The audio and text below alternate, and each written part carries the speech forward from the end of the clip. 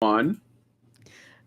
Coming to you live from deep within a technical difficulties plagued radioactive wasteland, we're the survivors of the alt-right keck apocalypse.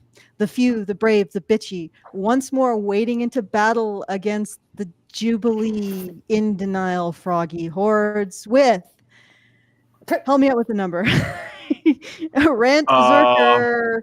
I think it's like 122 or 123. Yeah, 223. 223. Yeah. So we're really up there. And how to live in denial, Jubilee style. Because that's what this really is. We're starting to see more and more of the effects, We are deep within the effects of ignoring men and their issues and constantly blaming them and degrading them and making them out to be the worst possible option for women in terms of relationships when they are actually the best possible option for women in terms of relationships. And yeah, so we're starting to see the cracks in the facade. High Brazil is starting to get a little damp. And here we have Jubilee to bring us our latest Tea Tums festival to ignore the fact that the water is now around our knees and High Brazil is most definitely sinking. If you remember the reference that we did last time, that's tum tea tum tum. Tum tum tea tum. Essentially the residents of High Brazil, instead of recognizing that High Brazil was sinking, just sat on the council steps and sang a song to themselves, pretending like nothing was happening. And that's what Jubilee brings us. Let us continue to pretend like nothing is happening. All right, I'm your host, Alison, and with me is Brian and Karen. And I know Karen has some tangential stuff she wants to talk about, so maybe we can get into that. Yeah. And no, you're talking about the dinner? Yeah. Just a sec. Yeah, just so you guys know, everybody. Just so you guys know, before you begin, I am alone with the doggo, so I may have to flee. It won't be technical difficulties. It will be doggo difficulties. If he starts to get rambunctious. All right, so just uppity. I am also alone with mine, and he is reacting to somebody's out there with a chainsaw. I don't know. Oh, okay. Jojo. Scipio, there's construction on the other side of the roadway, so he doesn't really react to strange mechanical noises anymore. But he occasionally gives a bark as if to say, I am here and I am waiting for activities. Kevin, actually, when we had construction here, like all last summer, I think it was last summer, in front of the house, they were like putting in new sidewalks and paving the roads and new lampposts and everything. And as long as somebody was wearing a hard hat and a reflective vest, she was totally cool with them. She would just it was like TV for her. She'd just lie down on the bench with her chin on the windowsill and just watch those guys. Those were her peeps. Watch them work. It was very entertaining.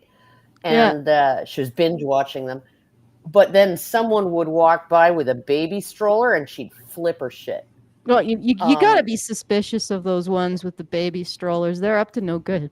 You know, they're doing something nefarious with those strange objects. 7-year-olds riding by on their bikes, right? Yeah. But the big humans are okay. The bunny rabbits. Yeah, well, obviously bunny rabbits are up to no good. That's magpies. Magpies, as long as they don't come within 4 feet of the house, she ignores them. They get within 4 feet of the house, and she just flips out. But anyway, I would recommend to everybody to actually go and watch the charity dinner, the Catholic charity dinner that Trump attended last night. My husband put it on the TV, and we almost died laughing at his jokes. That man is like a champion roaster. And and he just comes across so he's very deadpan. And but the sense of humor, oh my god, like some of those jokes. Who's got the beeping? That's the garbage truck or something. Oh, I see. I mean, reacting to. Yeah, he's over it now. But and before people start, I mean, I personally am not going to get involved in like the politics, but it's patently obvious. This is what I will say. Kamala Harris says that men have all the rights, therefore they don't need any. That you can't just ignore that. Okay? And that's all I'll say about that. Well, I mean, Alison, I'm sorry, but this election is the most feminist election ever. Like, that's just what it is. Like, you're either on the side of feminism or not. It's not even like, are you on the side of Trump? It's like, are you against this? Of feminism. Yeah. Are you on the side of feminism, or are you somebody with a working brain? So are you do on you the care side about of feminism? No, I'm serious. Do you care about, and I said this with Hannah's show, a few things. You care about the border. Oh, did I drop? No, you didn't drop. Karen did. Karen did. Karen's having issues. Yeah, Oh, no, okay. I mean, I'm just going to keep it I'm to just no, I know, what I know. thought in terms of men's issues. Yes, look, there is a side that cares about the economy, the border, not starting any new wars, and maybe bringing jobs and manufacturing back to the States, and then there's the side that just cares about killing their babies. That's what it is. That's where we're at. That's what it is. I'm not giving a biased opinion. I am telling you those are the stakes. That's it. Yeah. So, okay, Karen. She left. She'll be back in a second. Should we jump into the video or? Yeah. Oh wait, she's back. Oh, okay, she's back. Let's just jump into the video. All right. She's having some serious connection issues. She might. All right. I hope you're not in more than one thing at once, but it seems like you're fine now. So okay. Well, usually I'm the one with connection issues. Yeah, no, I don't know what's going on, but I can still see me. You guys just appear. To me, it looks like you guys are dropping out. Do we have a vertical? Like I see that the vertical didn't pop up. Is that because? What do you mean? No, it's up. Let me see. Yeah, it's public. It's running. The gin bottle commented on it. Okay. We're up. Yeah. Okay, then it's the Me 6 that's being a pain in the ass. It's not actually. Yeah. You mean your bot? Oh, okay. Yeah, my bot is not botting. All right, I'll have to fix that later. All right, we're gonna play some of this video then. So where we left off was kind of early on, but the question posed was: men already have all the rights, all of them. Yeah. And we're addressing this ridiculous question. By the way, I had Blue Orange on last week a couple times, but we'll only refer to the second one. But he basically said that in general he disliked the questions. So, and I think it's true. The questions are stupid, but they're like, Jubilee is not actually in the business of talking about issues. They're in the business of generating clicks and drama. So, if you understand that, then. I mean, how can we even have a discussion about what needs to change when we still are at the conversation? Well, men really have all the rights, don't they? Yeah. Well, no, they don't have X, Y, Z. Well, but that, and then we always go back. We always circle. You notice this? We always circle back to this. Oh, but men have all the rights, don't they? And this is as far as the conversation gets. I just remember that just reminds me of, like when I was at the Walk a Mile in Her Shoes event with Nick, right? Nick and his sandwich board, his men's rights Edmonton sandwich board, the infamous sandwich board, almost took my head off in the wind that morning walking to the event. Yikes. But yeah, no, so we're standing there and he's got a fistful of pamphlets, right? And this woman with like an event T-shirt on, so she was one of the volunteers. She comes up and she's like, men already have too many rights. And he goes, actually, and he proffers his fistful of pamphlets for her to take one. And he's about to go into, like his spiel. And she just like, give me those, and rips them out of his hand and takes off. And I'm standing there and we're like, Nick and I are standing there going like, what the hell just happened? But that's where the conversation stops. It is where the conversation stops. She literally took the pamphlets and threw them in. Take that, patriarchy. Mm. Yeah. Oh yeah, she Yeah. just dropped It's for me. happening So I don't know if again. she dropped for you. It's gonna be one of those days, folks. But yeah, it's like where the conversation ends. That is Oh, where the wait. conversation ends. Maybe it's With not the me this discussion of whether or not men have No, all I the can see them rights. both. Oh, I can you see and can't hear see you me? both. So You I don't can- know what the issue is. Okay, then she just I dropped for me. can't see. But anyway, Alison. so that's where it all stops. Like, and then we just keep going back to that, and we never make, at least in the mainstream, well, I don't need never to make look at her progress on men have all the rights. You notice Yeah. that? And that's exactly where, like, Kamala is supporting that fart, that haze of men have all the rights, which is the phrase, it's the mentality that prevents us from actually addressing any of the issues that we face. Is she back? Because we just can't keep Yeah, blaming she's men. been back. She's talking right now. Oh, I hear a double bark. I can't. I Uh-oh. can't see or hear her. I'll be right back. Oh, weird. Okay. All right. Or did you guys hear me, or did I? Yeah, I heard Rant you, and I into think the- that no, into the ether? I heard you, and the people watching heard you too. Fairly certain. So yeah, go do what you got to do. It seems Okay, like well done. all right. So I'm gonna jump into the video now. So where we left off was, again, the first question is, men already have all of their rights, which you can see at the top left of the screen there of the video. So we'll play this clip. It's, one that still goes on today. Going back to the family court thing, because we want to talk about traditional relationships, and that's how it should be. The mom should stay home with the kids. Oh, she cut to this topic because basically Tom brought up conscription and she didn't want to address it. So that's really what it is. And the dad is the provider and all that. But then when it comes to the family court, we want to be like, oh, dads need 50% custody, but you don't even know your kid. You've been off providing all this time. And the only reason now you want 50% custody is because that's the only thing that still connects you to the woman, or whatever up reason you have. But it has nothing to do with the children at heart. It has to do with, I'm their father, I deserve 50% custody. But where were you the first 10, 15 years that we were raising the kids? This sounds like a personal anecdote, like she's kind of talking about her life, because that's really specific. But yeah, I mean, I think that fathers want to be in the lives of their children because they love their children, not because of some weird masculine thing like, I'm a man, I'm the dad, I gotta run. That's just like a weird way to misrepresent men who want to be involved with their children. And then that doesn't even really like discount the fact that the fact of what we're talking about, just because it doesn't matter what the impetus is for a man wanting to be involved with his kids. It doesn't matter if he sees it as masculine or whatever. The fact is he should be involved with his kids anyway.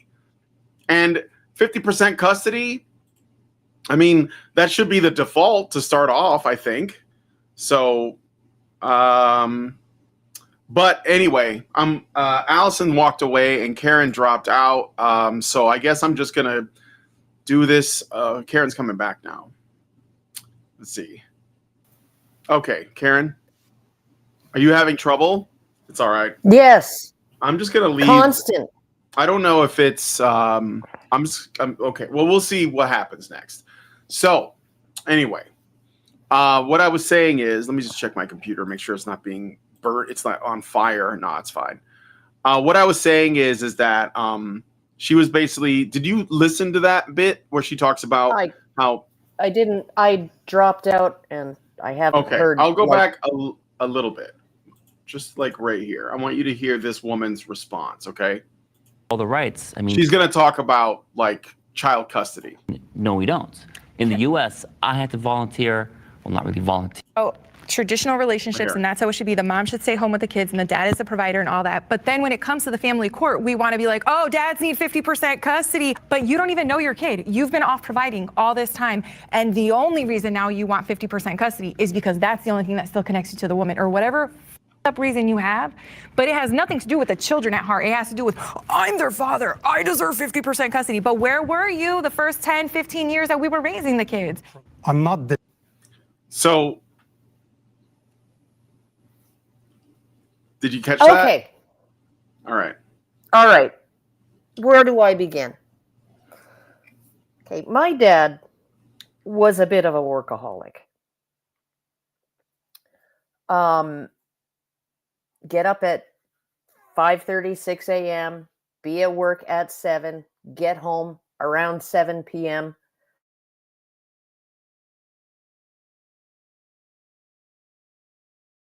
Uh-oh. Karen, did you drop again? Fuck. Oh, my God. You guys got to do something about your internet or your computers, run a flush or something. And why has Alison not come back yet? Like, jeez. She only sees men as providers. Yeah, exactly. Well, basically, no, not even that, because her complaint appears to be that men are not deserving of custody of their children because they are spending too much time being providers, working. So, and this is like the paradox that Dr. Warren Farrell has talked about, where, you know, the best way for a man to sort of like show that he loves his family means he has to be away from his family because he has to work. Now, of course, we could go back to like homesteading and stuff where, you know, we could go back to homesteading and stuff where men were, you know, like at home working all day, and that made them closer to kids. But like, that's just not realistic in this time.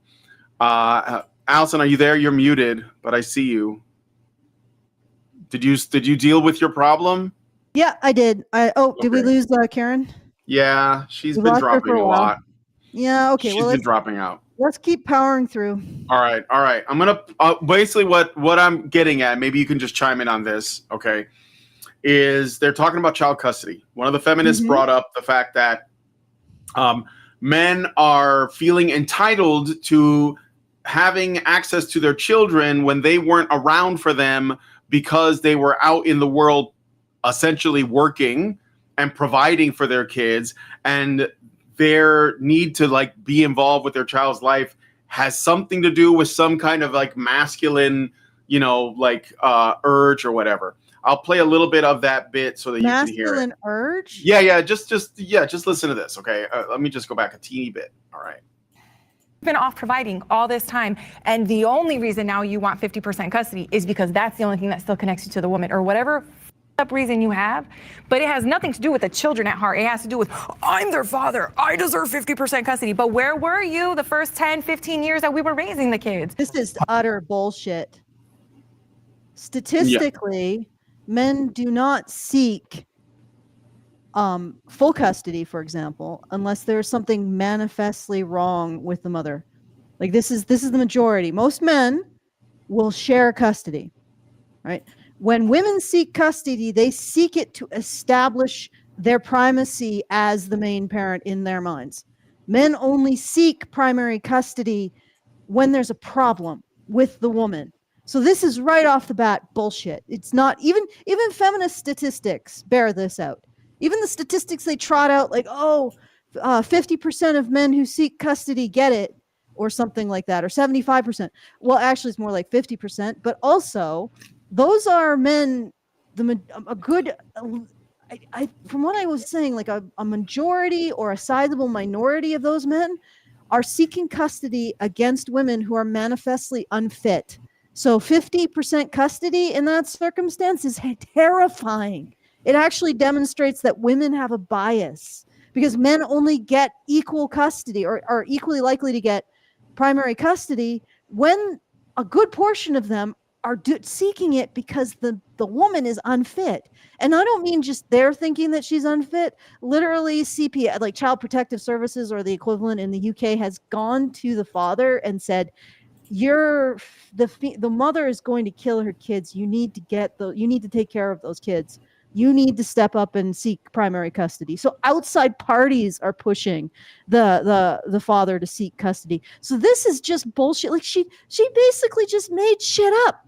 I mean, then that's where we're at. You got men's issues advocates, men's rights advocates, whatever you want to call, on this side with facts. And then you got feminists on the other side with allegations of malfeasance. And we have to, like, before we can even get into a position to fix the damn bridge. We have to get through these people who insist that there's nothing wrong with the bridge. The bridge has all the rights it could ever need. And in fact, if the bridge is collapsing, it's because it's a toxic bridge that's part of the bridgearchy. Before we even can get in there to start fixing it. And it's like insane. Like this conversation shouldn't be happening. This is ridiculous. We shouldn't have this situation where facts, there's one side bringing facts and the other side is bringing feels.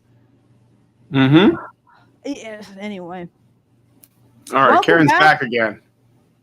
Jesus fuck. What did you like restart or something? I rebooted my router. Oh, okay. Oh, okay. All right. Maybe that no guarantees. No guarantees. We'll see. All right. Anyway, we should get into the next bit. But basically, what you were telling the story about your father being a workaholic, because she is claiming that essentially, like I was just saying, men should not have the entitlement to access to their children because they weren't around for their kids when they were raising them because they were out in the world working. Now, of course, I think, Alison and Karen, I think this is a personal anecdote coming out as a counter argument, like she's had some experience, and that kind of comes out later on too. She starts making an argument, and then it goes from being like abstract to being very personal, and it's like, oh, you're talking about something you went through. Anyway. And I'll talk about something that I went through. My dad and I were extremely close the entire time I was growing up. He was very close with all of us, right? And like he had 3 daughters, and I think when we were 9, when we each turned 9, he took us on a 1-week road trip, right? Like just dad and daughter road trip. And we were super, super amazingly close. And it's like to say that, okay, so he doesn't get to have access he doesn't get to have 50% of the time. Like he's already given up a lot of time with his kids in order to provide, right? And now you're just going to be like, well, and so you weren't there. You were busy working and you were just too busy to spend. No, he was never too busy to spend time with us. When he was at work, he couldn't, right? But when he was home, he was always there. He was a fixture. Like, and okay, so how about this? How about the kids do what they would normally do, which is spend the days. Oh, how about this? How about this? Well, Mom, you weren't with your kids for the school days. So the school gets custody. Yeah, the school gets custody. Right? Because you weren't there for them, you know, from 8 till 3 every day. You weren't with them. Right? Like, give me a fucking break. I'm so sick of this. And like, and we gave up so much. What did you give up? What did you give up? Right? Like it's difficult to braid hair. It's difficult to like pack a lunch. It's difficult to change a diaper. Like these are all things men can do, right? Men do tons of things that women can't do. The only thing women can do that men can't, 2 things: give birth, breastfeed. And half the women in the US don't even breastfeed these days. Mm. All right, let's do some more. I'm not denying that they need their mothers or their fathers more. Men and women complement each other. That is what I'm saying. Some men are more masculine, some women are more feminine. My girlfriend's more feminine, I'm more masculine. We go very well together because our values align. What is feminine? What is that? What is the point of what you said? You like, feel no, the values align. That's the one thing. Values align. And then on the other side of things, it's really great if you can fill in the spots on the empty spots on each other's spreadsheets. That's it, right? And it's like, so I'm not great at heavy lifting. My husband is, right? He's not great at cooking. I am. right? And all of these other things, right? Like when you don't want somebody who performs the exact same role as you, because then you're going to be in competition with each other, right? And one of you is going to feel put upon, and like the other one is lazy, and the other one is going to feel like their toes are being stepped on constantly, and you're just pushing them out of the way, and because no, you're not good enough at doing this, that, or the other. No, people in a relationship need to choose a partner, right? That I can take up the slack here, and he can take up the slack there. Right? That's how it's supposed to work. And, like, yes, all of the men in my life could change a diaper. Did they want to? No. Were they always available at every diaper change? No. Right? It's like, I just don't understand. I don't understand this idea that the amount of time you spent with your kids while you were married translates into the amount of access you get to your kids after you divorce. Well, why doesn't the amount of time you worked translate into a greater percentage of the assets upon divorce? Agreed. Like, why not do, I mean, if you're going to do that, if you're going to make the argument that the amount of time you spend with the kids should translate into more time, then don't split the assets. Whoever worked more gets more assets. Don't split them 50-50. Like, seriously. Okay.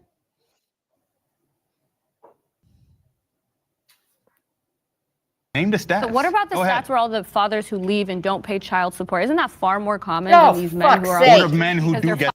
Why is it that, like, literally, okay, this is going to be the argument until it's just patently obvious that everything's falling apart, isn't it? Look, most of the men who don't pay child support aren't able to pay child support. If you have a child with a man who has 18 other illegitimate children, you're not going to ever get child support out of that man. Okay? And if you're number 19, you know what's going to happen. There's a reason why you're doing this. It's because you have low impulse control. But regardless, I mean, and the other thing is that those men who, again, don't pay, and they're not like in a situation where they have multiple illegitimate children, they don't pay because they can't. Actual legitimate default on child support, majority female. It's women who refuse to pay. Who refuse to pay. Again. And then this whole situation is once again, I'm going to bring up something from my feelies in order to refute your facts. The fact is, men don't get equal custody, and there's every argument for doing so. The feminists say, well, the courts are biased against women. Well, then a presumption of shared custody will solve that bias against women, wouldn't it? Okay, so there's no argument against the presumption of shared custody. All you have is, but men don't deserve rights. Well, they already have too many that walk a mile they don't volunteer. deserve. And where they don't have rights, they don't deserve them, because insert lie about how bad men are as a group. Let's listen to the next 30 seconds, and then you'll respond. Okay. Yeah, like just the next 30 seconds, because it's like a whole little section that I have. So here we go. Try not to hold on to your rage just for a moment. Okay. Fighting for custody, which they only do 50% less than women do. When men want primary custody, they only file the appropriate paperwork 40% of the time. Women do it over 80% of the time. And then they complain that courts don't give you something that you're not asking for. Period. So what are you saying? Men choose not to support their families. They waive responsibility. Many times. That's very sexist to say that. To assume that fathers don't care about their kids. No. I mean, then why aren't they actively fighting for their kids? They are. It wouldn't be an issue if it didn't happen. It's an issue for a reason. There are lawyers that specialize in this. But they wouldn't have a business if it didn't happen. Okay. Yeah. Well, I mean, I'm just going to point everybody to a website called Breaking the Science, right? Because I feel like they're coming up with a bunch of statistics, right? that have been thoroughly debunked. But one of the statistics is that when men ask for custody, they get it, right? Well, okay, she said 40% of the time men don't ask for custody, 80% of the time women do, right? And okay, well, so one can then say that men aren't so selfish that they want sole custody of their kids and to take their kids away from their mother. Okay, they're half as likely to want to deprive their child of the other parent. Okay. And then you also can look into it that women are the overwhelmingly the ones who actually do the initial divorce filing, right? They ask for custody. When men file for divorce, they don't necessarily ask for custody. And we lost her again. Oh, she's back. Okay, so what she was saying is, well, she was basically reiterating what I said, is that men don't usually file for primary custody unless there's something manifestly wrong with the mother. In fact, many times an external party has pushed him to file for primary custody. Men usually are fine with shared custody. It's women who push for primary custody in order to piss on their baby as if it's theirs. Yeah. Yeah, Karen's like I'm showing red bars for statistics. That's statistics. Yeah. Women file for primary custody in order to assert their rights as the most important parent. And like so the reality is the exact opposite of what they're saying. But regardless, any kind of bias against women in family law would be shelved by a presumption of shared custody. And yet, what do the feminists insist on? Keeping everything status quo. So they allege that the status quo is biased against women, but they want to keep it for some reason. Yeah. Appeal to authority when it suits me. Appeal to being the underdog when it does not, or when it suits me as well. Oh, well, we're really having an issue with our internet. I wonder what's... I don't know. I mean, you guys are... mostly Karen's been having these issues. But all right, I want to play the next part. We're just going to try and plug on. Mm-hmm. And... can you actually switch it to 2 when that happens, or is that too difficult? That's... Well, I mean, Karen's back. Okay, it's okay. Okay. All right. I'm sorry, Karen. I have the feeling it's going to keep... I have the feeling this is going to keep happening. Yeah. Well, I appreciate you sticking it out while we try to get through this. Yeah, I'll try. Okay. I'll try for a little bit more. But all right, let's listen to the next bit.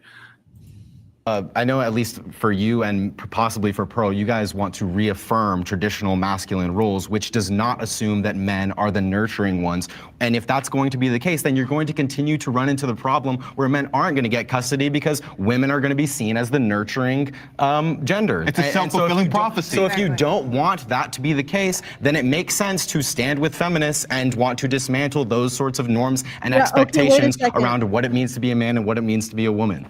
Okay, so what he's saying is the patriarchal expectations placed on women put them in a position to be regarded as beneficiaries of this thing, which is custody.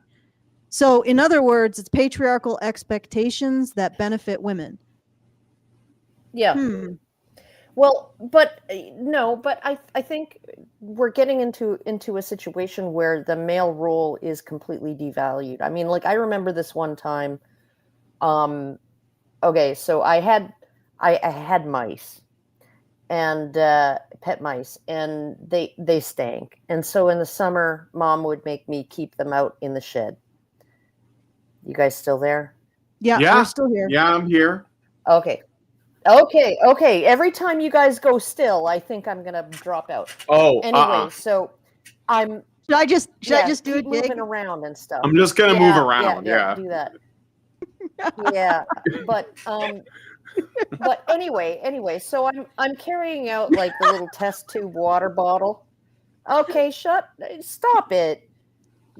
Anyway, I'm carrying out the test tube water bottle down the back porch out to the shed to give them water, and I dropped it, and I was in my bare feet, and I stepped on the glass.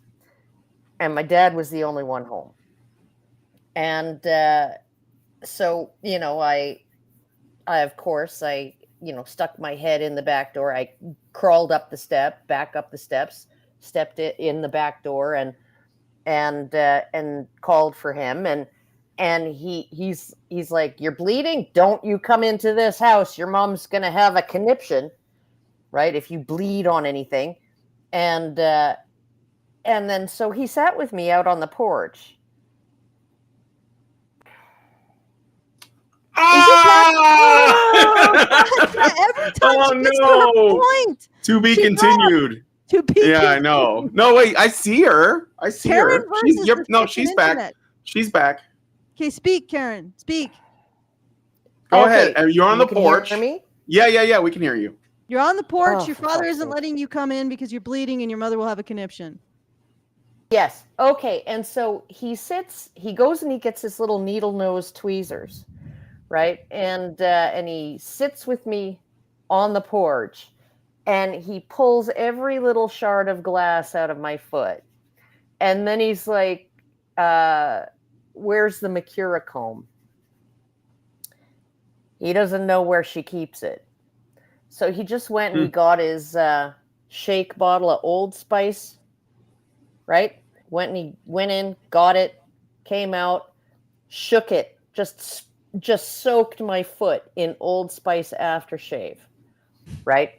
And I was like, "Ah!" And he's like, if there's no blood, it doesn't hurt. And I'm like, "There's blood. There's tons of blood. Like, do you not see the blood? I'm not allowed in the house because of the blood." He's like, "Don't be a pussy." And it was just so heartwarming. And, you know, and they don't make that scent of Old Spice anymore. And I miss it. I miss it so much because it was just like, it was real. I was there standing with the flashlight while he was tinkering with the carburetor, and I could smell his Old Spice. I was there buttering floor tiles with him. I could smell his Old Spice. It was just like, it's this super comforting, wonderful thing, right?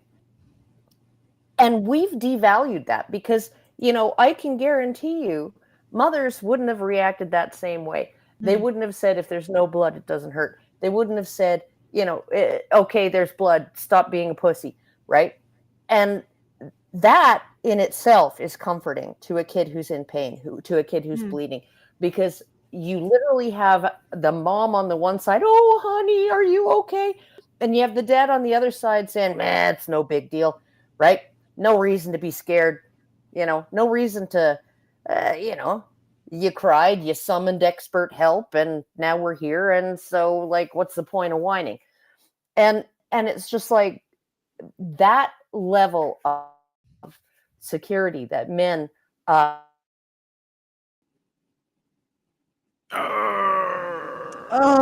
right, I got a super. Her internet knows that she's about to make a point. She's about to make a point, and it's like, she time to drop. Let me read a super chat while we're waiting for Karen real quick because I haven't had a chance to yet. Zeranx gave us $5 and says, "You guys need a studio, preferably in the States. I know Canada is home for some, but seriously, how long to fix what Trudeau wrought?" I got nothing to say to that. I'm like banned from the States. I may be unbanned now, but I'm sure if I moved down there, they would have words, like serious words. So no, we can't have. It would be great to have a studio, but unfortunately, it's just not going to happen because we live too far apart, and men's issues advocates are a little thin on the ground. So it's difficult to find enough of us in one place to actually have a studio space. Well, I read his Super Chow chat, and Karen's back too.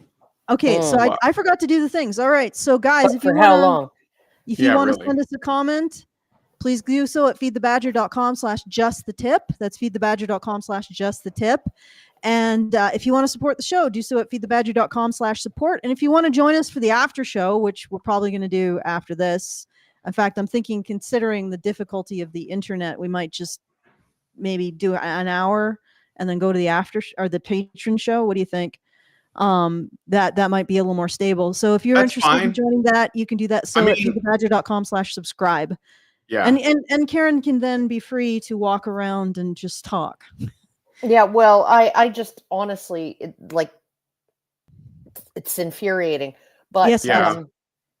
but yeah, no, it's like when you look at how the father role has been devalued, right? So you have the mother saying, "Don't climb so high," and you have the dad saying, "You can get to the top, go for it," right?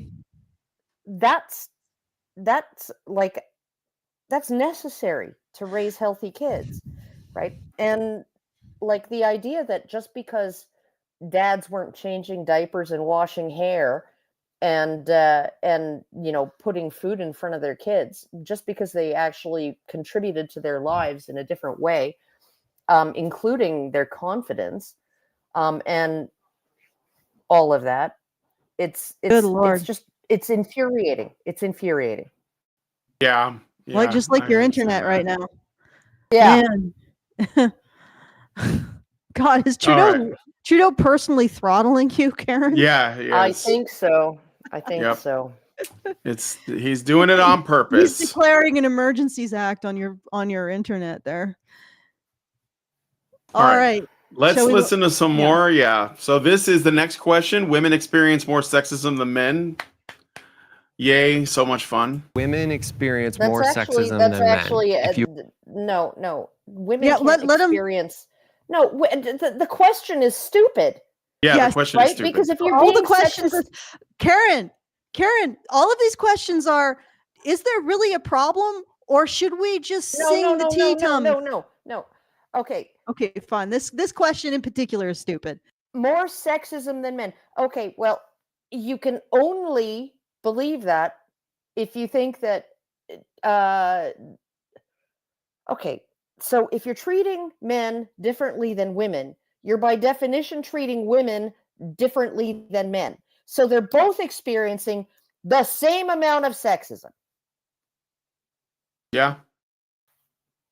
Well, basically treating them differently because of their sex is essentially sexism by definition.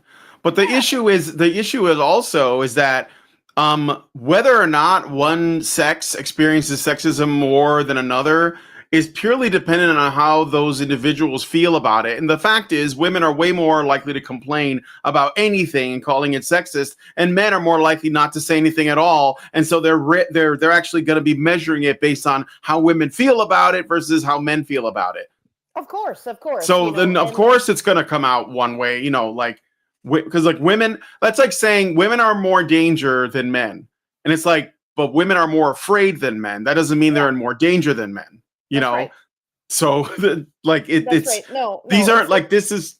I'm sorry. Go ahead. The society of whiners getting their way, right? Yeah.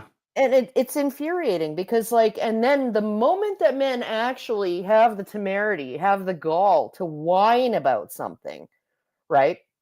Like, I can't see my kids and they're like, "Oh, boo-hoo, you got privilege." Yeah, well, basically what they say is the patriarchy That's the case because you oppressed women and we're expected to take the maternal role, right? The patriarchy oppresses men. Forcing us to do, but we're doing it because we want it. The patriarchy, what this is what I've noticed about this logic. They say the patriarchy oppresses men or harms men. It's backfiring. Oh, but the thing is, it hurts men too. It hurts men too. But the thing is that then they use that to silence men for talking about how the patriarchy hurts them. So essentially they're doing what the patriarchy does to men. They're saying, well, you be quiet about this because we want to be able to continue to do this to you. Well, so okay, even their own logic feminism is just flawed. the women's patriarchy, women's auxiliary. Yeah, like it literally is. There's two things that I wanted to get out here. If patriarchy is doing this to men, it's also invested in silencing them. So how can you say, oh, I'm against patriarchy? Patriarchy, it's bullshit to begin with. But I'm against patriarchy, but you should continue to be silent about these things that patriarchy does to you as men. Like you're literally doing patriarchy then. Right. And then what's astounding. Well, they're making patriarchy work for them, Alex. Yeah. Well, patriarchal bargaining, quote unquote. But that my point is that they're using the same dynamic and they're saying, well, then how can men ever overcome how patriarchy harms them if you are right there saying, get back into your role, men? Like it really doesn't sound like patriarchy is what you're saying it is when it seems to serve you in every single circumstance, ladies. Like literally patriarchy is serving you. Have you ever heard a man? Have you ever heard a man tell a woman, know your role? No. And yet women do this constantly to men. Constantly. Like a couple days ago, we went through Hannah Cox. Literally, those three words, know your role. Her entire thesis was, well, men, you're supposed to be the strong leaders, so don't whine. It's like, well, okay, do you actually say that men are the strong leaders in any context except to shut them up? Like literally patriarchy does so much work for the feminist side. It excuses any kind of potential blame that could lie on women, and it gives them a whole suite of tools to tell men to just know their role and shut up. And then, but here's the other thing. This is what I'm noticing from the feminist side. They demand that men prove that they have a right to the things that supposedly patriarchy has done to them. So men have to prove they have the right that they have the right to have the issues caused by patriarchy that affects them, quote unquote patriarchy. They have to prove they have the right to fix those things first, which means if men want custody, they have to do full-time plus childcare first. If we did this with any of women's so-called issues, they still wouldn't have the vote. It would still be legal for a bank to say, no, I'm not giving you a loan because you're a woman, right? Because banks could say, hey, lady, before you can get the right to, or the government gets in and says that you can't be discriminated on the basis of sex, banks still gave women loans. But the thing is that they could discriminate on the basis of sex. They could discriminate against men on the basis of sex. But anyway, before you get this, ladies, you have to prove that you are just as creditworthy as men. Right? Before we address the wage gap, you have to prove that you work as many hours as men.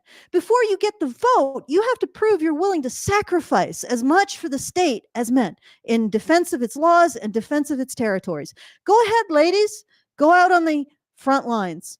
Go be part of the posse comitatus to go deal with outlaws. Then we will consider you for the vote. This is their logic. Literally, men have to prove they have a right to have these things corrected before they will be corrected. Wow. If we had that logic for women, boy, the history of women's rights would look a lot different, or women's privileges, really. Yeah. Anyway. I got a bunch of, we haven't even listened to the clip yet, but I got a bunch of super chats I should read out really quick. So Senior Stick says, is that the reason why you put Old Spice on your foot today, Karen? Second, would feminists and career women, there was no child support or other money? That was for $5. Thank you, Senior Sticks. That second part, would feminists and career women, there was no child support or other money? Are you saying would feminists become career women if it weren't for child support? Yes. I don't think they would. I think that they see that as liberating, but maybe I'm wrong. Thank you for that anyway. Sorry that Karen's having problems. Albernator Retro gives us $5 Canadian and says, Karen's dad sounds like Captain America, American, Age of Ultron. If they hurt you, hurt them back. If they kill you, walk it off. And then Senior Six gives us $2 and says, if no child support, do career women want custody? If they don't have child support, they probably, well, they might out of spite, actually. They may still, because they get to just take it away from the man. They won't worry too much about, like, because, like, okay, I know while we're waiting, and Alison is muted. I don't know why she's muted, but. I'm just waiting for you to finish. Oh, okay. Well, I read all the super chats, but I wanted to say about that. So my brother, one of my younger brothers, he got involved with a woman completely like an absolute train wreck of a human being. One of the worst people I've ever known. And I don't talk about it much because it's sort of like personal, my family stuff. I don't want to put that out there. But I will say this. He had kids with her, and even though she has absolutely no interest in being a mother to those children, my niece and nephew, no interest, okay? She does love to like lord over him the fact that she has primary custody, and she often takes control, like uses the children against him, and they haven't been together in a while. And so yeah, I mean, I think that like even a woman who's, you know, maybe too busy to watch after kids, they'll bring their relatives in, they'll bring their sisters and their brothers and their mothers and their, you know, uncles and aunts, and sort of like make them the whole, like, you know, the family, the extended family becomes the parents. And she's done that, and I've seen it all over. I mean, if you live in like say the urban monoculture, which is where I come from, you see it everywhere. So yeah, I mean, you don't have to have like, you know, child support or even like be in a financially comfortable place to want as a woman to still like you know, desire custody out of spite for the father of your children. I've seen it, so I know it happens. All right, but anyway, thank you for that.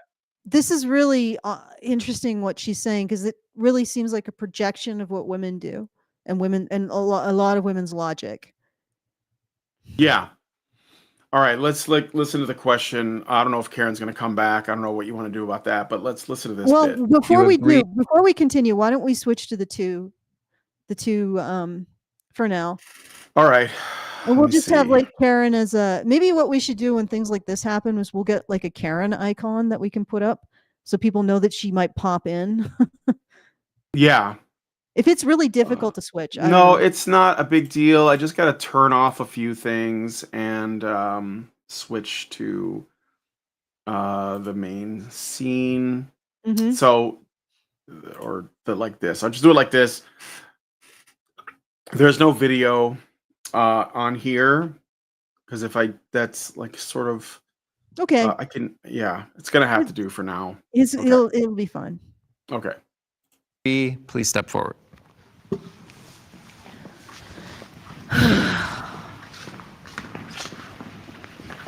Okay, so No, basically, I don't know about like more. So this guy here on the right is a men's rights activist, the plant, as we call him, because he literally sees himself as a plant, and those three on the other side. What were you gonna say? Well, I guess there's at least one feminist that sat it out or something. Yes, the other girl, the OnlyFans chick, set it out. She probably, well, I don't remember, but let's hear a little bit of their open statements about this. Okay. But I'm coming at this from like the point of view of like what's more dangerous. Exactly. Like misandry, men's feelings get hurt, but when it comes to misogyny and like sexism, women get hurt, killed. So when I think of more, I'm not thinking like, oh, they face more sexism. Like, is the sexism like hurting you? No, the same way. I was looking at it when I heard sexism, I just heard safety. Yeah. That was the way I was approaching it. The topic was basically men. So these guys are hearing sexism, and their immediate thought isn't like, say, how bias in courts or laws or child custody or fatherlessness or bullying and abuse. They think of straight up domestic violence. That's what he's saying. Like, oh, sexism, you mean like when men beat the shit out of women? That's what he's saying. Like, that's his brain is doing that. Whoop. Feminist framework is that men use domestic violence and sexual assault to basically support the patriarchy. Yeah. So, this is in defiance of reality, because these are criminal activities that have been criminal activities since we've had a civilization. Okay, or they have been against custom. This is not something that most societies, as far as I know, have ever had been okay with domestic abuse, like severe domestic abuse against women.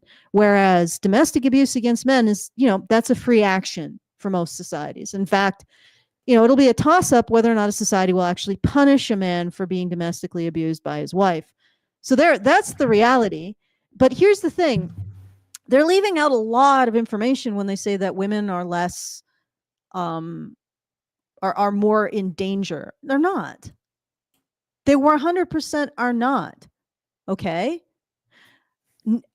If a woman became a man tomorrow, especially in Western cultures, she would be 4 to 5 times more likely to die violently. Right?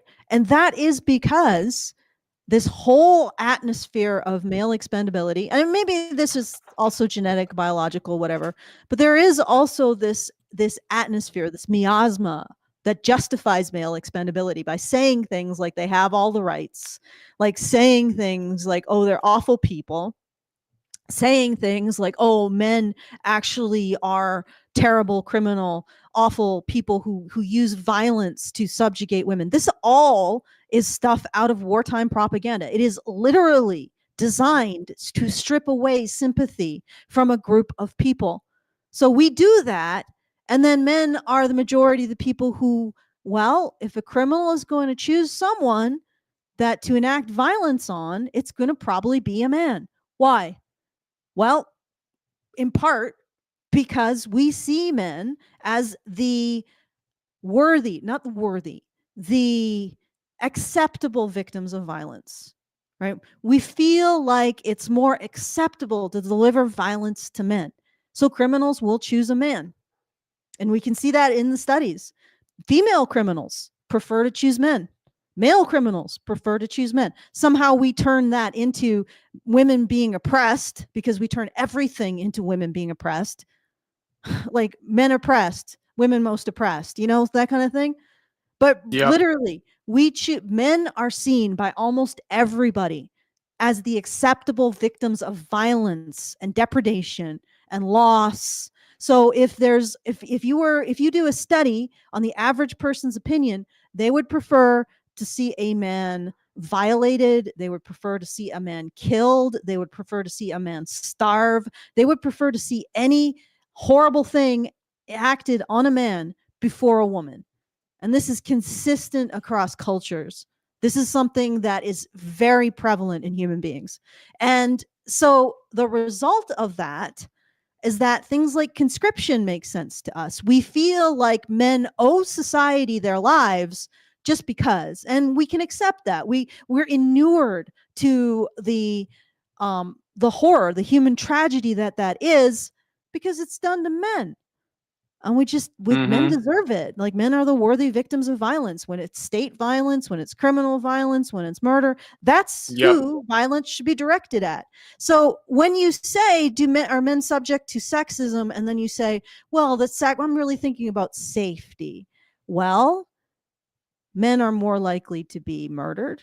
They're more likely to be robbed. They're more likely to be beaten. In war zones, they're more likely to be victims of kidnapping, torture, that includes rape and murder. They're in every step of the way, the fact that men don't have these social protections, that we don't see violence against them as horrific, means they aren't protected in the same way women are. So you look across the world, men die violently, men starve more. Men are more likely to be tortured. Now, the rape question is up in the air because most of the time when a male survivor says, yeah, I was raped, he has an additional story in a war zone. In other words, so for example, there was one guy who actually was counted in the rape statistics of men. It was in the Congo, but he was counted because he was raped, and then he had his throat slit with a machete, which is what usually happens to male rape victims. They're killed, but he survived. So he was able to tell his story. And then at the end of this process, they say, oh, well, women are more likely to be raped. No, more likely to survive rape in war zones, friend. More likely to survive a war zone. Women are more likely to survive. That's why they're seen as having more bad things done to them, because they're more likely to survive. When bad things happen to men in a war zone, what happens to them? They die. They get killed. The end. And they can't be counted in the statistics. And suddenly women have it worse. Why? Because we don't care. We think men are the legitimate victims of violence. And that has knock-on effects everywhere. So you're going to say men are less victims of sexism because they got greater safety? Bullshit. Men have less safety than women. And they have less safety simply because we care about them less. And human beings' safety, it isn't a result of their muscles. It isn't a result of their effectiveness with weapons. It isn't a result of their ability to do martial arts. A human being's safety is directly a result of the care and consideration that other human beings have for him and her. And we don't have that for men. So men are not safe. And this is bullshit. Yep. Okay. All right, let's leave some more. Experience sexism. I don't think anybody would disagree with that. I think the topic was just more sexism, like you said, just simple things, just as like a man maybe just 10 feet behind you at night, there are certain thoughts that just run into your head. Just simple ideas such as being treated differently in the entertainment industry versus how as a man. When I hear sexism, again, like you said, I view it more as just danger. Yeah. You know what I mean? Like for men, me facing sexism, like you said, my feelings might get hurt, but I'm not gonna feel for my life. You know what I mean? As opposed to. Well, I guess you're just a Superman, dude, because you're not afraid, and women should be afraid then, right? Like if a woman is afraid for her life, that's completely rational, and you're not being afraid is also completely rational. So you're just better than women. You're just a better man. You're just more courageous. Despite the fact that his role as a man leads him to be more likely to be targeted by criminals, more likely to be targeted by the government, more likely to be targeted by women and then end up in jail because of it. Like, your role as a man is directly related to the fact that you are going to die violently 4 to 5 times more often than a woman. But, don't have to worry about that because, it's partially because as a man, he has a lower risk, like he has a higher risk tolerance. But of course, we can't recognize that as a benefit, both to women and to society. Like we can't say, well, men's higher risk tolerance means that they're able to take jobs that women would never touch with a 10-foot pole that are critical to running our society. No, but that's, it doesn't matter. He's always going to see men as being stronger because that's what this is. Men are stronger. Women are weaker. Yeah. You might as well say one side is the women are weak side and the other side is the women and men are people side. That's really what it is. Yeah. All right. Let's hear this bit. I feel like a lot of the sexism that men face that really impacts them is from other men. Men make fun of each other for like getting assaulted. Facts. Men make fun of each other for like not getting the girl. Men like these are things that if men really wanted, if these men's right activists really wanted to change this notion, they would be treating their fellow man better. No, I mean, but they're ridiculing them for not being masculine. Huh. So who's advocating for services for men?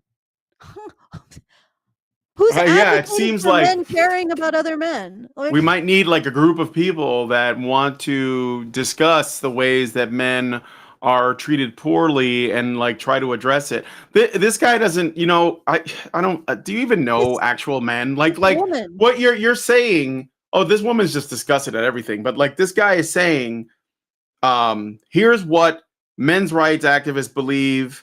Here's what a small subset of men do. I heard this from somewhere, and I'm going to apply this to this. Like MRAs do not, like clown on each other for being weak or whatever bullshit thing he made up. Men don't even do that to each other. That's like a complete cartoon view. You're like those guys in that fucking, ad that I'm a man. I eat carburetors for breakfast. Blah, blah, blah. I'm not afraid of women. I like to give bear hugs. Like, you don't know any men. Like, it's so cartoonish. It really upsets me. Anyway, she does look she's got crazy eyes, though, this woman. Should I keep going? You're muted. I don't know why you muted. I guess you were waiting for me. I'm almost typing to some person in the vertical chat. The vertical chat is the chat for special people, I've noticed. Well, it's where the new people show up that don't know who we are. So they are walking into a conversation they are not ready for. And so they opine on it like, oh, you guys look weird. Awesome. Thanks for the contribution. You really elevated this discussion. Go back to your tea time. 100%. Sorry, Yeah. sorry. I was going to say, I agree with everything you're saying. Like you said earlier, men shoot themselves in the foot, and I Are we believe just someone said going through earlier this that whole freaking men, thing? Like, No. I'll jump ahead to 1451. I think it's just like men are to blame for their own problems. Blah blah blah blah blah. of course, Let me that's the endless see. refrain. That means we don't have to actually. Not only do we not have to help men with their problems, we can actually justify harming men helping each other for their problems, which is what I have seen over the last 20 freaking years. Every time men organize to try to help themselves with their problems, feminists come and shut it down. And we have receipts over the years of this happening. Now, what's incredible about now is we have a group like the Center for Men and Families, which has continued to be able to operate over the last 10 years, getting assistance for men. Of course, that the funds for that assistance doesn't come from the government. It comes from men helping men. So that's why men have any services in Canada, because men are helping men.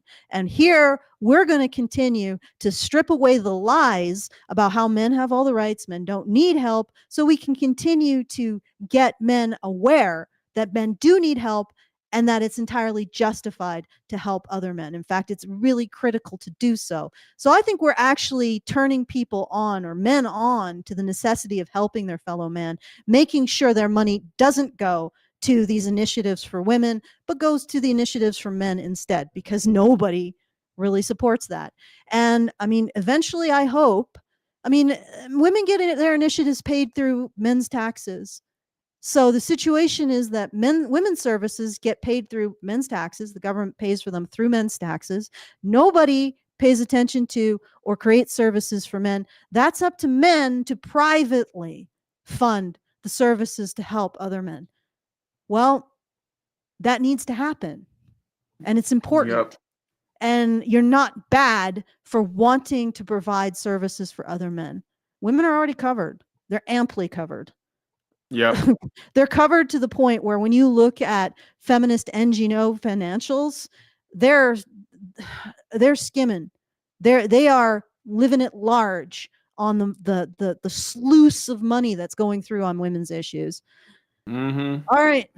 All right. Keep going. So now we're going to talk about how misandry is not important because it just doesn't. I think what's important to recognize is that misandry is not a systemic issue. It's not ingrained in us to the extent that there is like rhetorical misandry of like women saying, I hate all men. You know, it's just like individualized, like, yeah, sure, unhelpful things, but it's not an otherization in the same way that misogyny is. Yeah.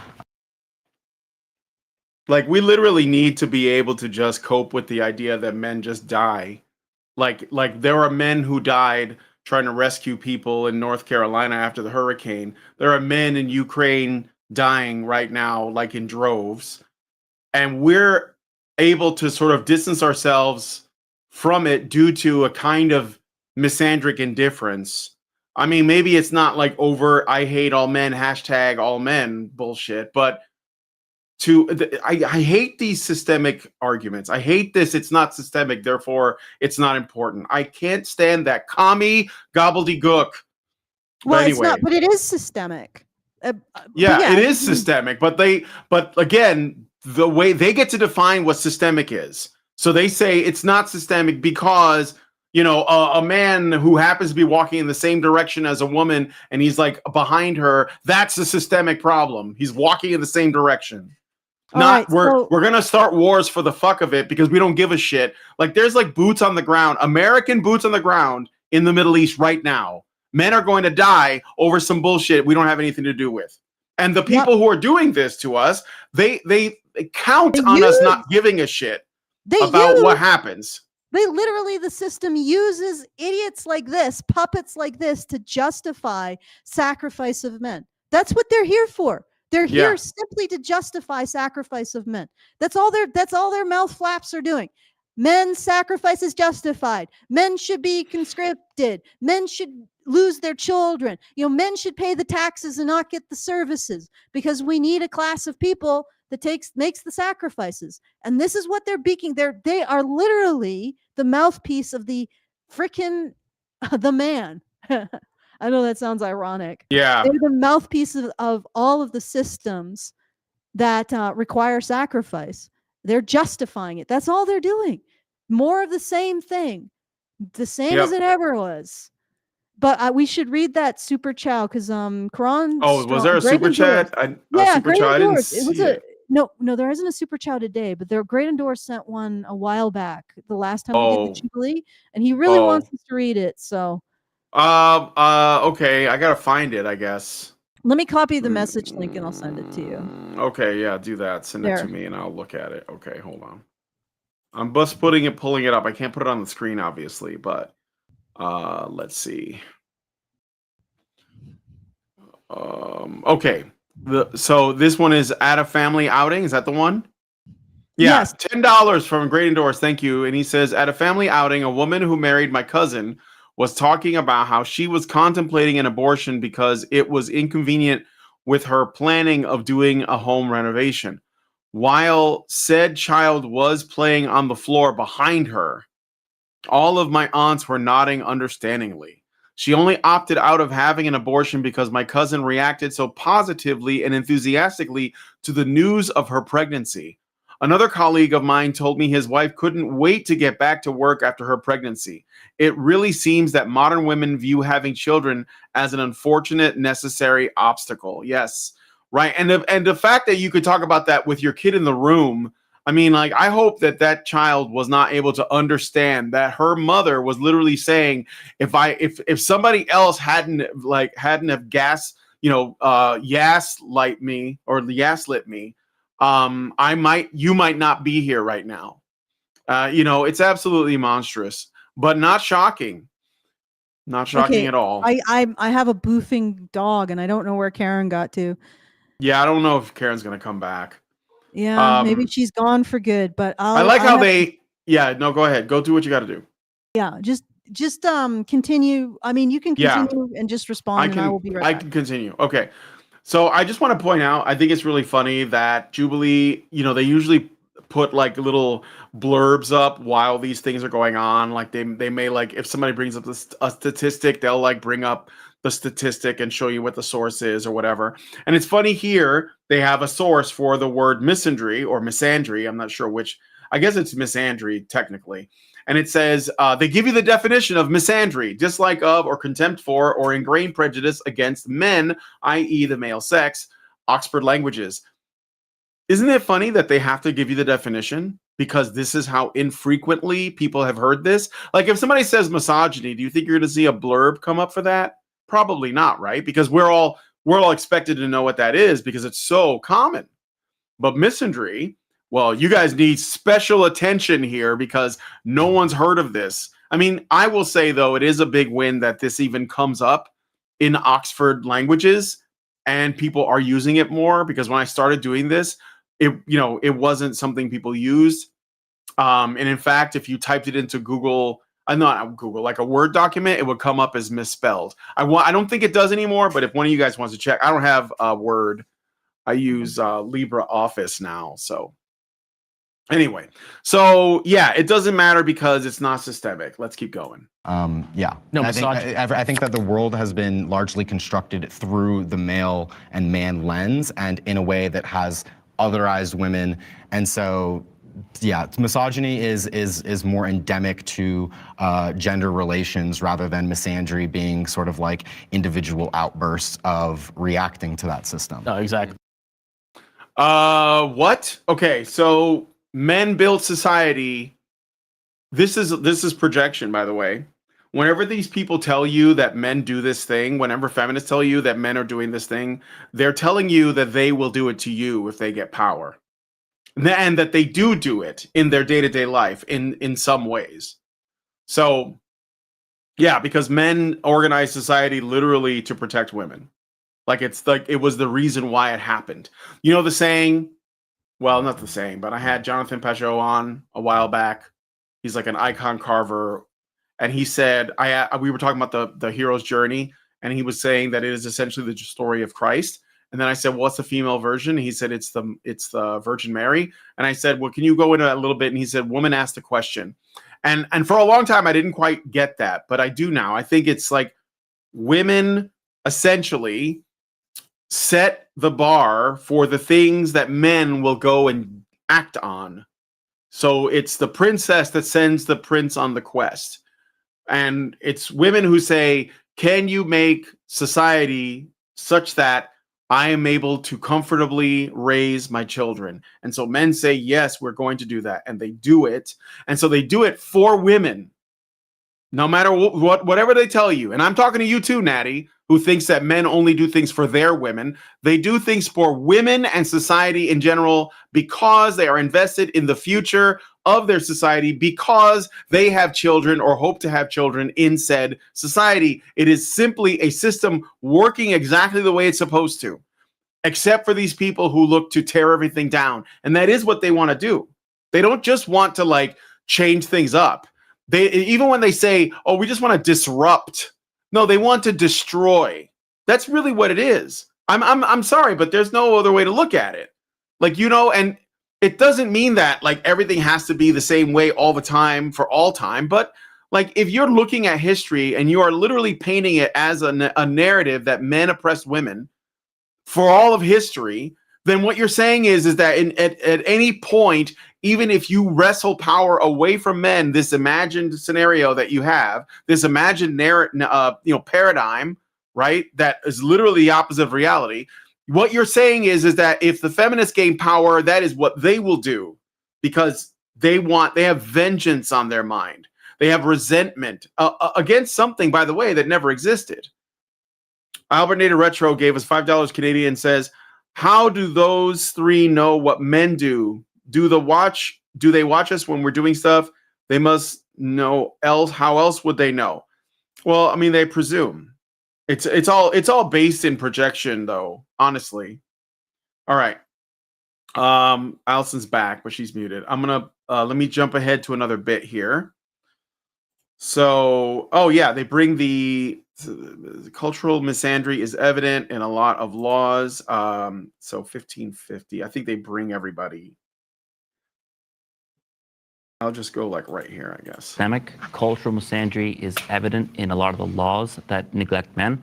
Misandry is why homeless men don't have as many shelters. It's why we don't take male victims of domestic violence as seriously. It's why men's health care is underfunded.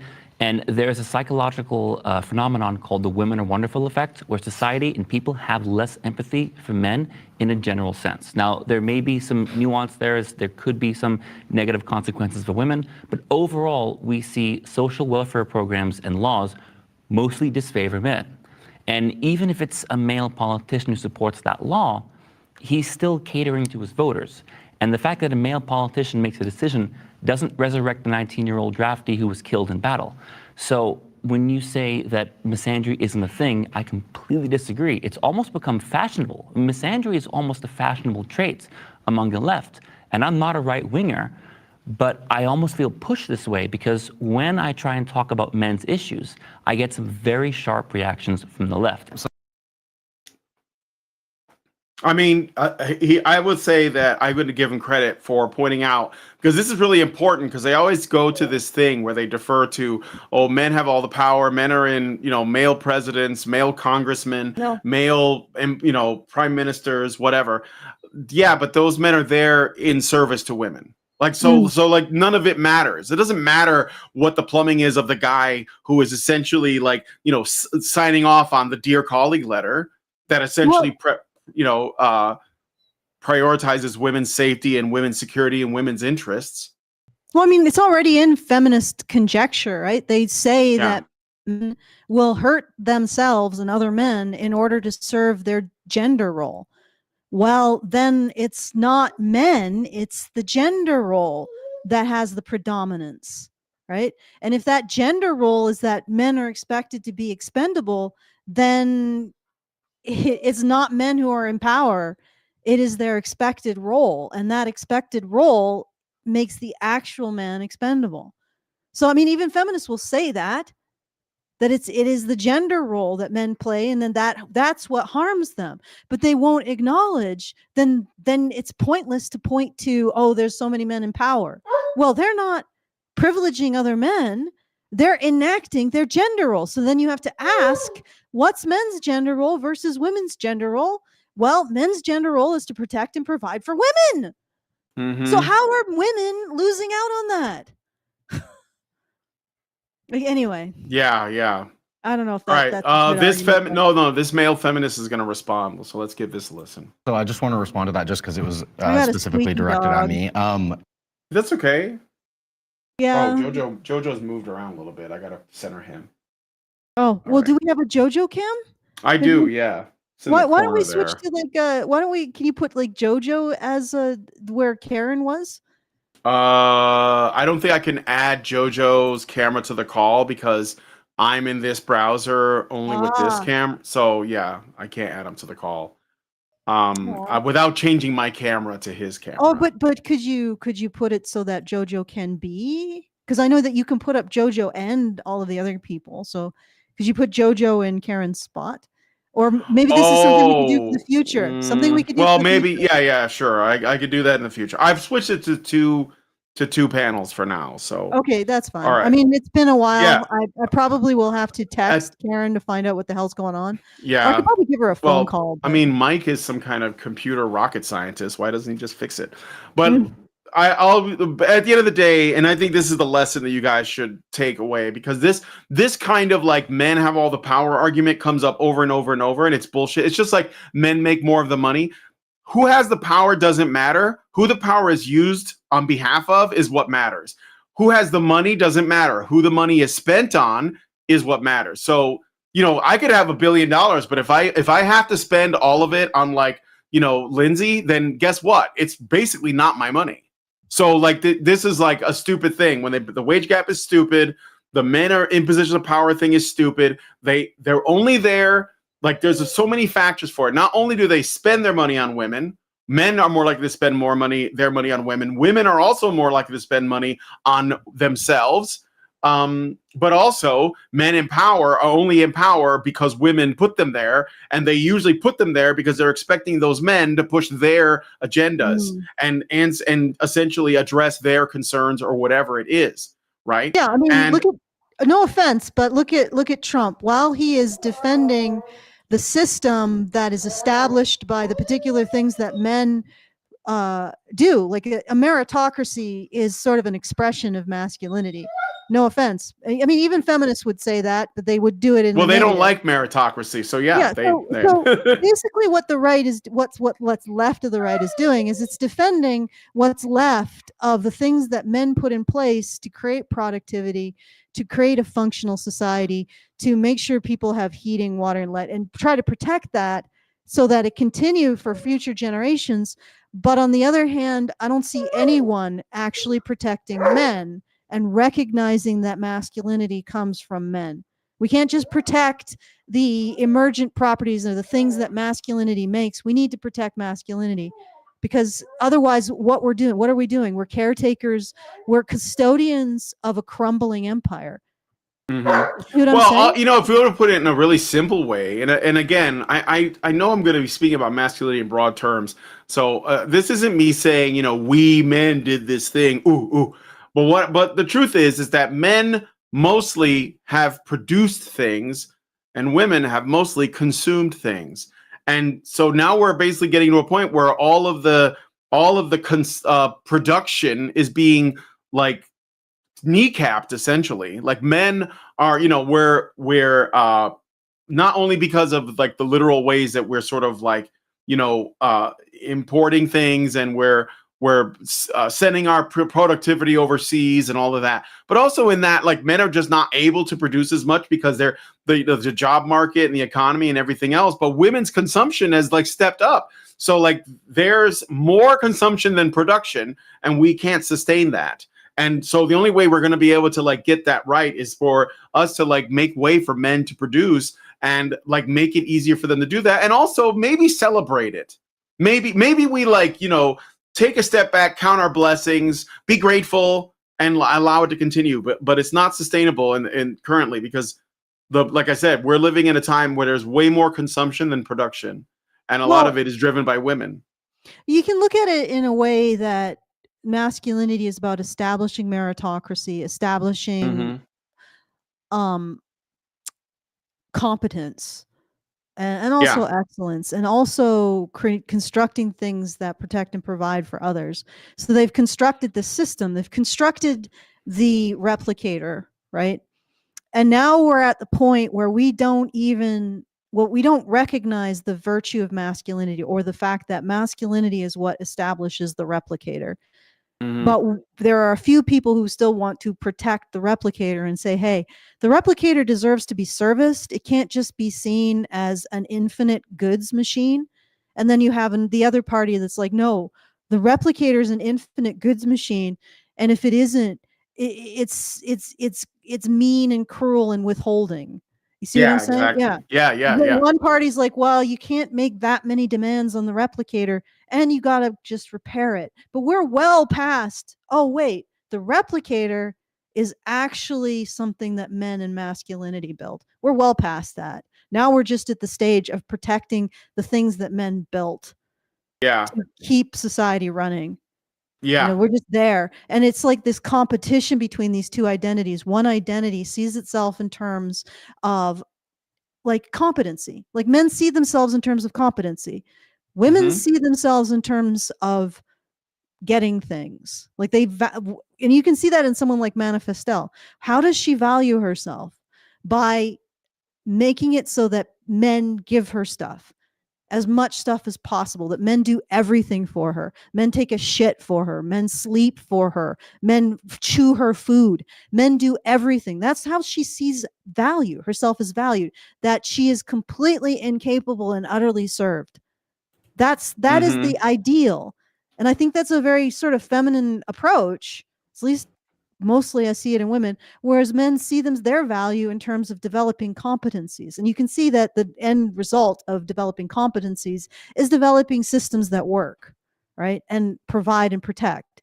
So that is a manifestation of masculinity. What we have, everything around us, the infrastructure, the utilities, all of that stuff, a manifestation of masculinity. And we can't even acknowledge that anymore. I mean, we can. We're going to. I mean, we've all suffered here for doing so, but we can't even acknowledge that.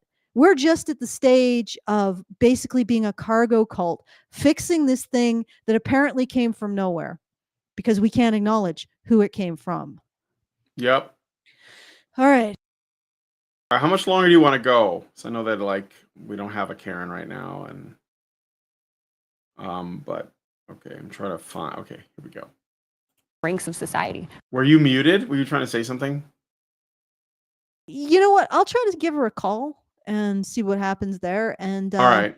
Well, we can maybe move it over to the patron show in a bit. But like one more time code. Let's play this time code.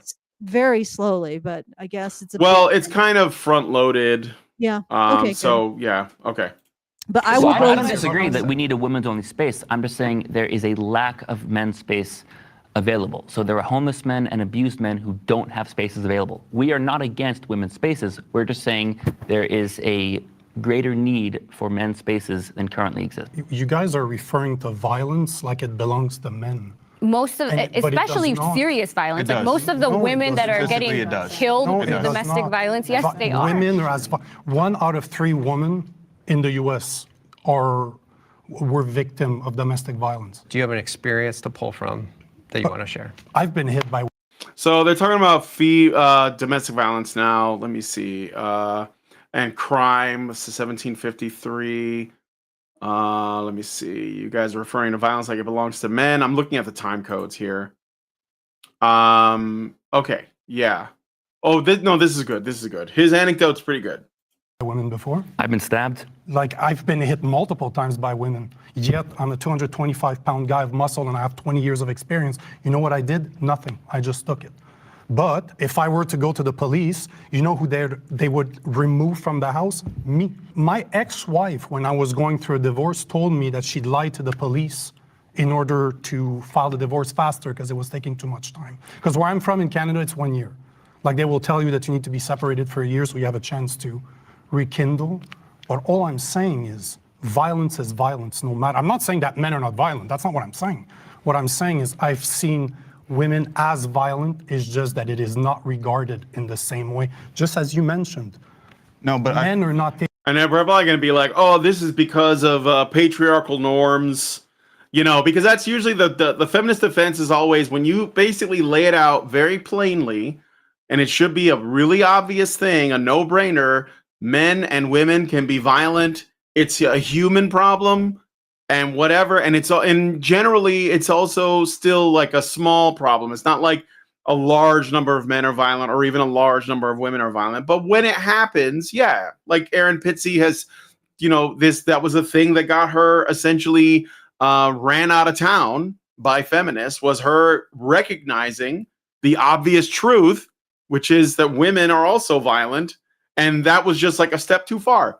So he's being obvious, but the feminists always have this. They're going to, whenever there's something that you can point out as plainly as that, they will say, well, this is because of, you know, insert feminist talking point, traditional gender roles, patriarchy, etc. And let's see if that's what they say, because I'm pretty sure it is. I haven't seen this in a bit, but taken seriously either. And the point I wanted to bring is to what you said, because you mentioned that earlier, and correct me if I'm wrong, you were saying that men are not encouraged to speak about their feelings. I would say largely that's true, yeah. Yet you're bringing them down in your conversation. You're saying that being sexist towards a man is not as big of a deal as being towards a woman. So on one point, you're saying that men should be able to show their emotions, to live their emotion, however term you want to use. But in the next sentence, you're saying that the emotion of a man don't matter as much. No, their emotions certainly.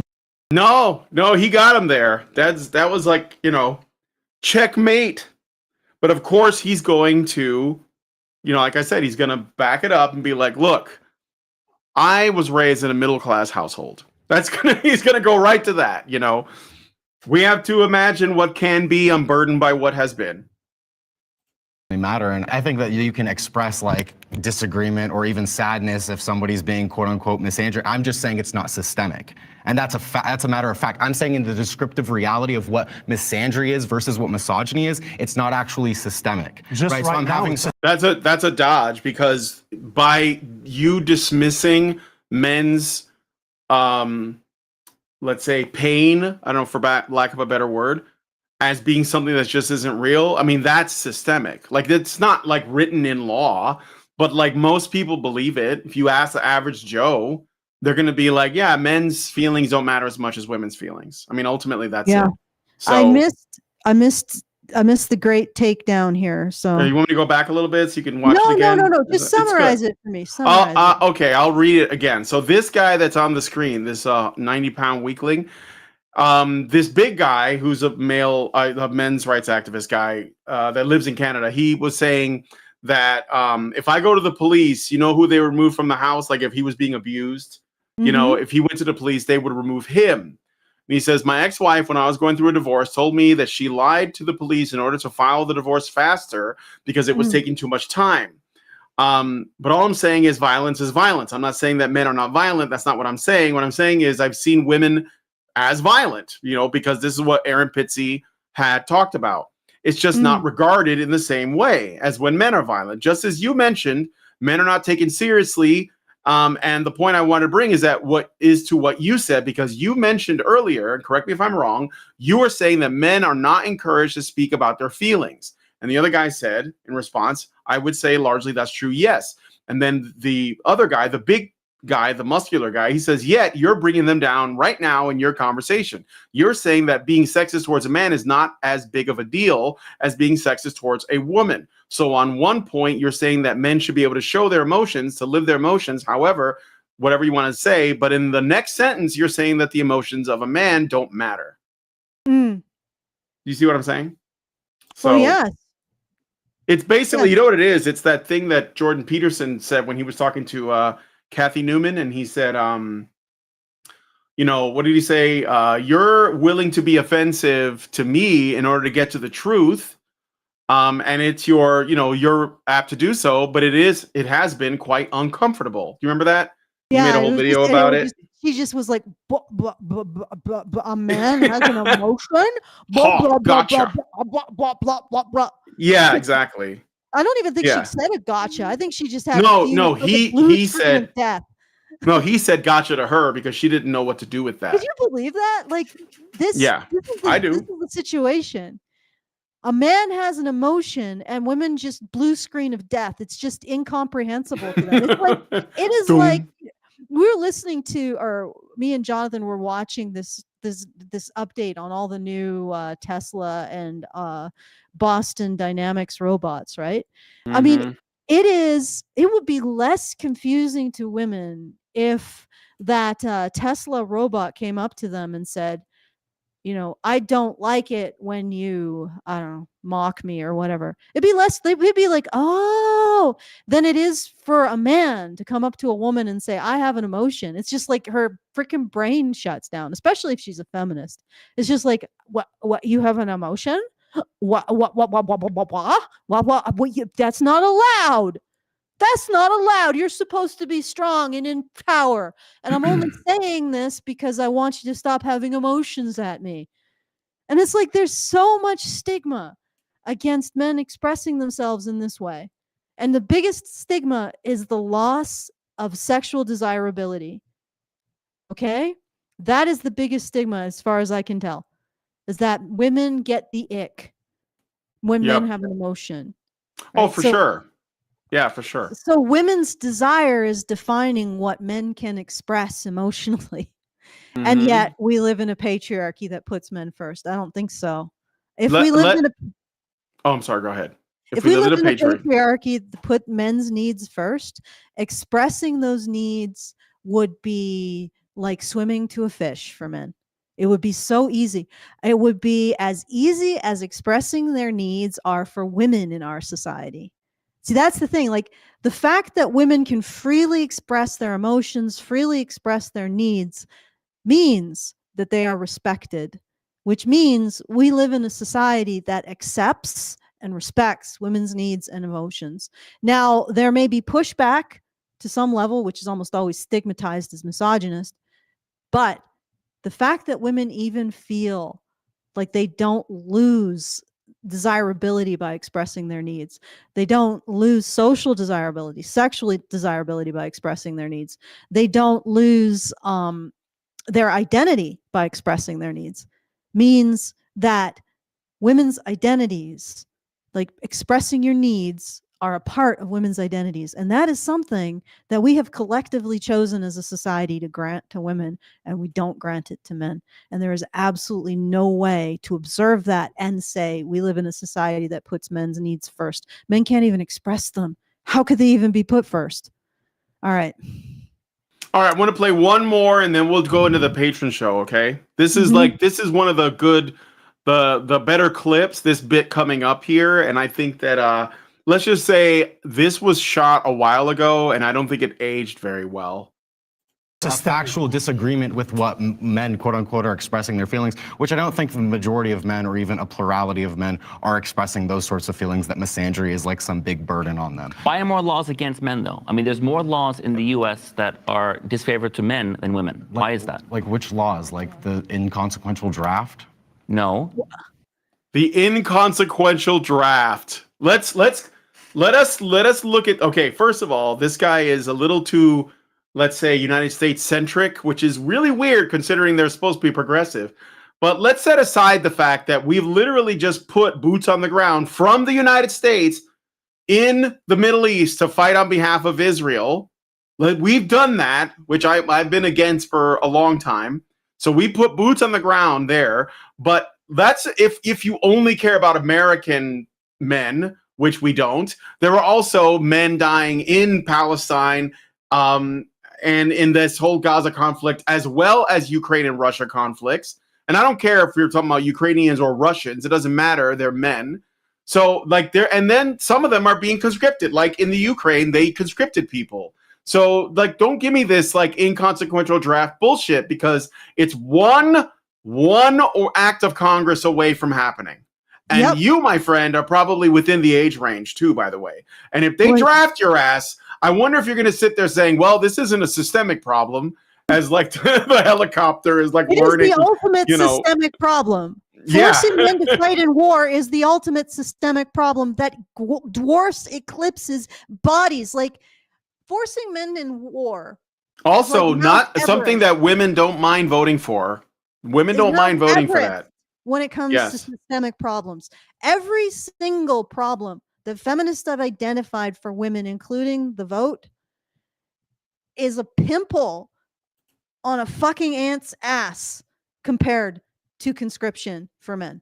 Conscription, Mount Everest. Every single problem that feminists have ever identified for women, even the ones that aren't actually just reappropriated problems that everyone faces, that they just, oh, this is just women. They are a pimple on an ant's ass compared to conscription. All right. And it astounds me. I will never get over this, that women ever felt they had anything to complain about when men were being conscripted. And incidentally, I notice that when men were being conscripted, there weren't that many complaints from women. They suddenly started after conscription was over in like 1973. But that there was a period of time, a generation from like 1940, and I think maybe in the First World War, I don't know, 1940 to like 1973, conscription of men. Women, no complaints, none. And then suddenly conscription is over, at least overtly it's over.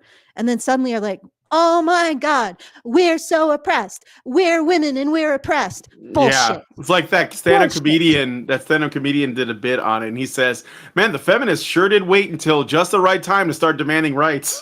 It's like after all the wars and everything, and we're like living, really comfortably with all of these, high-tech gadgets to help us around the home and like essentially automate almost everything. And all of a sudden, they're like, "Now we want rights. We want equality." Yeah, I know, and they're really selective about the decade. And you know how the point of women's horrible oppression is the 50s? They always are like, yeah, let's just look at the 50s. Don't look at the decade before World War Which is really not when women were oppressed. It's probably when women were bored. Yeah, I was oppressed by boredom. Yeah, I know. But well, and that's actually in a way, in a sort of backhanded way, that almost speaks, I don't want to say well of women, but the fact that they lost their minds when they became useless, I think it says something. But Alison, I gotta say though, they even though we did make all of those like time-saving, labor-saving technological advances to make women like more comfortable, it's not really our fault that they got lazy and bored, because they could have like done something else with their time. I'm saying that like they could still have been like, oh, well, now that I have this free time off of this, I'm going to do this other thing. I'm going to write a book. I'm going to, homeschool my kids. I'm going to whatever. But they didn't. They chose laziness. And then it built to resentment. So it's not even men's fault that women like had it so good, because women didn't use the free time that they had as a consequence of that for anything useful. They just stayed bored, and then they got mad at men for allowing them to be bored. So invent not a new religion. They did invent a new philosophy of living. There you go, ladies. There are women today that have all of the technological advances of the modern day, and yet they still make the most of their time and fill it with stuff that they think is important. Whatever it is, it could be being active in their community. It could be still some kind of craft or creative endeavor that is like not self-serving, but like in service to something greater. They could be more involved with other people's families. Like I'm saying, but it's not just that they did, it's that they still do. They didn't. They ended up like this whole thing, and it's almost like our great grandmothers knew this. They're like, no, don't give votes to women. It's going to be it's going to spiral. It's going to spiral. But what ended up happening is, and this is something that was noted like a generation after votes for women happened, women's volunteerism dissipated. It disappeared. They used to do things like soup kitchens and candy striping and all this other stuff. And they used to advocate for social good stuff, which sometimes could be not very, but whatever. But they used to do this stuff, and then it all disappeared. And it all became advocacy for self, which is astounding if you think about it. But the other thing I wanted to point out is the feminists will no doubt say, wow, who's sending the men to war? Yeah, that's again. This is what I want to say to that. If women don't accept men's sacrifice for whatever thing we think men should sacrifice to uphold, national identity, what sovereignty, women's rights, if women reject that, there was a point in history, I'm going to bring up Rome, so everybody brace yourselves. There's a point in history where women were like, no, men should not sacrifice for this thing. And you know what happened? An entire civilization was born that we're still living in the ruins of. It's Rome. Women simply said, no, men should not sacrifice for this thing. And an entire civilization happened. So women do decide whether or not men are sacrificed. Because at one point, they decided not to. Right? So this is within women's power. It is within women's power to say no. We are not going to solve political questions with men's lives. Period. Full stop. Done. I don't care if you try to sell it to me as women's rights. I don't care if you try to sell it to me as the underdog story. We do not solve political questions with our men's lives. If women said that, it would stop. So this is all on women. All of it. Yep. All right. Well, I guess we're going to the patron show now. Yeah, I think I've peaked in my fury and irritation. Yeah, I mean, sorry, it's guys. Fine. My dog just had like a little barf. He's like, boof. There's definitely a lot more stuff in there, but yeah. Yeah, let's take off to the patron show. I got some stuff I want to get done today, and I think we've done good. There's been some very special people in the vertical stream, as usual. Like I said, the vertical stream attracts trolls and some new people who've never heard this content before. I wouldn't pay it no mind. Hey, if you're watching this on your mobile device or vertically, because that's what the vertical layout is for people on their phones, and you like or hate this content, please give us a like or, a dislike. It doesn't matter. It helps us either way. But if you are actually interested in this as a topic and you see that this is kind of the crux of almost all of our issues, then consider subscribing to the channel. All right. So we're going to go into the patron show. Do you want to do some final things? Yeah, sure. If you enjoy this content and you want to send us a message, you can do so at feedthebadger.com/justthetip. If you have if you want to just support us without sending us a comment, or if you want to subscribe, all of the links are in the low bar. I'm just going to point you to them. Hopefully you've updated the boilerplate there, Brian. Otherwise, I'll have to update it myself. Let me just double check to make sure. Nope, I got it. No, it's the one that I sent you. Yeah, I got it. I'll get it. Hold on. Yes, but I can just. Yeah, if you want, I can send it to you again. No. I got it. So it's just a bit more. I got rid of all the links that aren't really relevant and made it a little cleaner. But so don't use the old one, use the new one. And all of the links are in the low bar for any other way of supporting us. And again, feedthebadger.com/justthetip if you want to send us a tip. Very best way to send us a tip and very best way for you to send us a comment, because we can look at it. It's in our Discord. Everybody can cogitate upon it. Sometimes people comment on it in the Discord too. So yeah, feedthebadger.com/justthetip. All right. Send it back to you, Brian. All right. And I just updated the low bar. Okay. So if you guys like this video, please hit like, subscribe if you're not already subscribed, hit the bell for notifications, leave us a comment. Let us know what you guys think about what we discussed on the show today. You'll find a link to the full video in the description. And please, please, please share this video, because sharing is caring. Thank you so much for coming on today's episode of the Rantzerker, minus Karen for most of it. And we'll talk to you guys in the next. Men's rights activists are machines, dude. Okay? They are literal machines. They are talking point machines. They are impossible to fucking deal with, especially if you have a couple dudes who have good memory on top of that too. Holy shit, you're fucked.